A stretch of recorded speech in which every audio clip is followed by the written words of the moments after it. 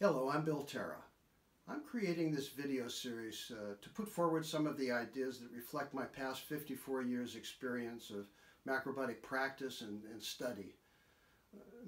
About 14 years ago, Marlene and I spent several evenings when we were living in Spain talking about the idea of launching what we called the Human Ecology Project. And we planned to aim for the year 2020 to launch our ideas. But, well, life gets in the way.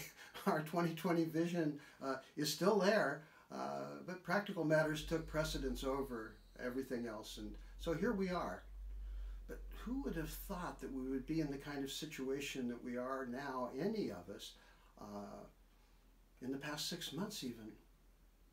Well, this has turned out to be quite a year, hasn't it? I want to begin this series of videos talks with a quick review of some of the main ideas that I'm going to be speaking about through the series. So this particular video is to give you a little bit of background of some of the thoughts that are going to be driving my discussion. It's part of a discussion that's been going on among teachers and practitioners for many years, aiming at the ways that macrobiotics addresses our modern state of affairs. After all, the larger purpose of macrobiotics is to make a social contribution and to share those ideas and practices that we've discovered and that we've developed that best relay the unique benefits of the way of life in creating a peaceful and a healthy world. These conversations have often arrived at what may be called a rebranding issue. The idea that the term macrobiotics needs to be replaced by another phrase or a term that speaks better to the modern eye and ear. But one thing is certain. The social presence of macrobiotics as a vital social force has generally been on the decline for several decades. Now, there are several notable exceptions to this, particularly in Europe, but in the English-speaking world, we've pretty much faded from sight. Macrobiotic books are seldom stocked in major bookstores, attendance in macrobiotic events have dwindled, and the cultural association of macrobiotics is really more with the 60s, 70s, and maybe even the 80s, and not certainly with present times. I don't feel that these observations are unfair. They're a reflection of objective truth. If you believe, as I do, that macrobiotic principles and practices have much to offer, then it's our duty to promote those beliefs in a way that their power is appreciated. The process of reinvigorating macrobiotics beyond its present state requires a shift in the framing of some of the concepts that are common in macrobiotic books and teaching. Some of these concepts are explicit and some are merely implied. This does not signal any kind of huge change in our application of the principles, and by that I mean the principles as laid down by George Oshawa, but they will impact our application of our nutritional theories and some of our social ideas and ideologies. If we do not represent a larger vision that addresses the needs of modern society, we miss a great opportunity to make a lasting contribution to the challenges that we all face together. This is particularly true since we face a unique situation in human history. There's trouble in paradise. The planet that we call home has had many turbulent periods. On 5 different occasions, between 75 and 90% of all life on Earth has been made extinct. Until now, these events were caused by natural disasters such as abrupt changes of temperature due to meteor strikes or volcanic activity. And through all of this, the planet has continued its dance around the sun, and the remaining life forms have flourished and evolved. The process of life has shown its immense endurance and determination. Those qualities are now facing the greatest challenge ever. See, past challenges to life on planet Earth have not been generated by the actions of one particular species. The living world now faces a unique threat, a betrayal by one of its own. The long evolution of life and its expression in humankind has brought us to our ultimate destination.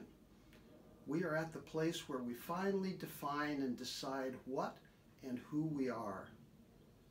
Our future will reveal the true content of our mind and spirit, as well as dictating our shared destiny. Human evolution includes both the biological and social aspects of life. In the biological sense, it appears that we're moving in reverse. The impact of toxic chemicals, radiation, and the reckless abuse of environmental features have all affected every aspect of human life. The sum total of these changes has tainted the food chain, and combined with short-sighted decisions regarding human health are already being reflected in the steady rise of degenerative disease, the decreased immune response within the population, increased rates of infertility, and in many countries a rise in mental illness. All of these phenomena are signs of species extinction. There is emerging information regarding the way that changes in gene expression can be altered by our diet and other environmental factors, and we don't know the degree to which these changes can be inherited, but the writing is on the wall. The built environment that we live in and the toxic materials that flood them endanger the future of human life itself. We're poisoning ourselves and our offspring. It has been said that the next generation may be the first to live shorter lifespans than the previous, and yet we blindly insert features with unknown consequences into our lives. We know very little about the effects of the electromagnetic fields generated from appliances, cell phones, microwave ovens, TV sets, and all of the Bluetooth technology that seem to be essential for modern living. The known number of carcinogenic chemical additives to our food, soil, air, and water rises every year, and we use drugs to control preventable symptoms and medicate our children before they even walk. We're arriving at a time and place of reckoning, and it's both an exciting and dangerous time. The party is over. It's time to clean up and pay the bill. So in terms of macrobiotics, what this means is that the environment we live in has gone through radical changes since Oshawa and even Kushi's time. In my lifetime alone, the human population of the planet has surged from 2.5 billion to 7.5 billion. Wow! Over 35% of the world's seafood species have been lost since 1950. More than 40% of insect species are declining, and a third of those are endangered. And that is tragic for us, as well as the insects. These are not problems with nature. These are problems with humans. The core teachings of macrobiotics are about developing a human ecology that speaks to the needs of the individual, society, and the web of life we exist within. Macrobiotics has much to offer in the development of a healthier, more sustainable, and just society. But in order to do this, we have to establish a clear vision of our goals as individuals and as a group. That process needs to include a serious discussion about the relationship between our philosophy and our values. Between the mid-1960s and the early 1980s, the macrobiotic community experienced the greatest growth and created the greatest cultural influence in its brief history. The activities that produced this birth of growth and achievement were diverse, but mostly focused on nutrition, healthy lifestyle, ecological concerns, primarily focused on agriculture, organic agriculture, challenges to medical overreach, and consumerism. The greatest impacts were in the areas of nutrition, including the manufacture and distribution of healthy food, self-generated health and healing, as well as introducing some ideas of Asian philosophy and some New Age philosophies. The attention of the community was outward-facing. The challenges in health, diet, consciousness, and agriculture were aimed at cultural change. The work of macrobiotic teachers, counselors, cooks, entrepreneurs who helped thousands of people recover their health were a statement of human potential. Through the work of Osawa and Kushi and Ahara, many important ideas were injected into the Western cultural dialogue. It's the activity of those 15 to 20 years that created the greatest cultural impact of macrobiotic principles and practice. The movement was clearly focused on social change. But here we have a center which will not hold. The life-threatening crisis that we face is the devastation of the natural world. Those actions are driven by destructive concepts and values. Primary among those concepts is the idea that humanity is the singular most important life form on Earth. This anthropocentric worldview is seen in evolutionary theory, religious dogma, and our attitudes toward other forms of life. Listen to this quote. It's an example from Christian thinking. "And God said, let us make man in our image, after our likeness, and let them have dominion over the fish of the sea, over the fowl of the air, and over the cattle, and over all the earth." That's from the King James Version of the Bible. How's that dominion going? Not too well. Most macrobiotic theory is anthropocentric. This is an observation, not an accusation. Human concerns are always placed first, particularly individual concerns. This is a softer version of the rugged individualism that's been a major theme in American politics and social thought, and increasingly in authoritarian governments around the world. It is a firm fit with the idea that humans have dominion over nature. The idea of dominion is a separation of ourselves from any other life form. It creates the thought of the self and the other. It's an essential force in our attitudes regarding the natural world, and sanctions and actions that are pleasing to the individual or group who perceive themselves as superior, with no regard for the consequences, to the other.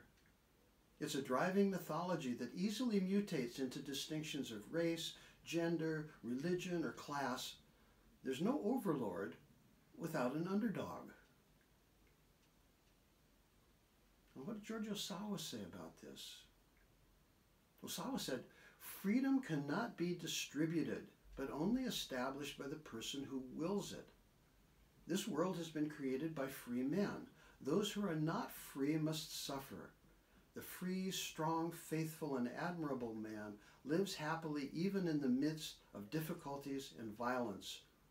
Only in the deepest of troubles is he able to display the whole of his unlimited fortitude." Osawa was a champion of the individual. The image of the individual as a free agent, unfettered by material or social constraints, was a major theme in Osawa's work. In Kushi's work, it shows up more in the romantic moments of the masterless samurai image, wandering the world free of all constraints. The bedrock of consciousness in Osawa's writing is the individual taking responsibility for their own health and the development of their sensitivities in both thought and action. Now, this is certainly excellent advice for the creating of a foundation for the development of our full potential. But it is a foundation only. Concepts of community or social responsibilities are never clearly addressed except as the natural outcome of healthy individuals. These concerns are left to each person. Now, this is interesting, since Osawa defined the areas of life defined as social and ideological development as crucial to the fully realized life. And yet, the values that animate socialization are not defined. Osawa labeled supreme judgment as the transient state of being that was the ultimate goal of health. And both Kushi and Osawa focused a great deal of attention on supreme spiritual judgment. Transcendence is a very attractive goal. The esoteric has a unique lure. Certainly various forms of meditation, autogenic training, visualization, chanting, and a wide range of both traditional and modern techniques can activate greater self-awareness and interchange. Conversely, when these practices become the singular focus of our personal development, they can take us out of the world of human culture. It defines the difference between our integration with our society or our separation from it. Osawa's view seems to be that the development of judgment must progress through social and ideological development as a requirement and not as an option. These areas of life are referred to by him in his description of judgment as a sense of justice and ethics and moral values. The idea that all values are subjective is a very popular one within the macrobiotic community. But that's not what ethics and that's not what values are about. Flexibility is oftentimes seen as a prime indicator of advanced development. It seems that this goal of personal autonomy is assumed to be free of social obligation or ethical boundaries when it's convenient. It has been used in a way that's unhealthy habits or behavior on the part of more experienced macrobiotic teachers or individuals were laughed off as showing that they had developed past the more mundane considerations and into a new world. I've been guilty of this myself. The rationalization of actions seemingly contrary to the basic technique teachings of macrobiotics were all right for those who were more advanced in the macrobiotic hierarchy. As a side note, this is behavior that's oftentimes observed in cults. The accusation of being judgmental can be a macrobiotic curse. Ironic, since the whole system is built around concepts of judgment. It also becomes a catch-all for the idea that there are no moral or ethical distinctions possible. In the world of yin and yang, anything goes. Any argument is simply subjective. This has been a classical philosophical debate. What's essential in order to apply any application of moral or ethical standard is a clear statement of agreed values. It is agreed values that lie at the foundation of any social movement. If macrobiotics is a way of life and not simply a lifestyle, then values need to be defined. The pursuit of justice and ethical clarity remind us to reflect on our ideals and our vision of the best of possible worlds. Our values define the world we want to create. They are tools to guide our consciousness when they are recognized as a reflection of our true self and our true goals. The assumption that eating a certain way assures social cohesion or judgment is naive and easily disproven. So that finishes my introduction. In the next sessions, I'll share my ideas about nutrition, both macrobiotic nutrition and scientific approaches to nutrition, health and healing, macrobiotic education, tradition, Michio-Kushi's spiral of history, and human ecology. So I hope if you are curious about that, that you look forward to hearing those. I thank you for listening. Be well and join Marlene and I in service for a healthy and peaceful world for humans and non-humans alike. Bye now.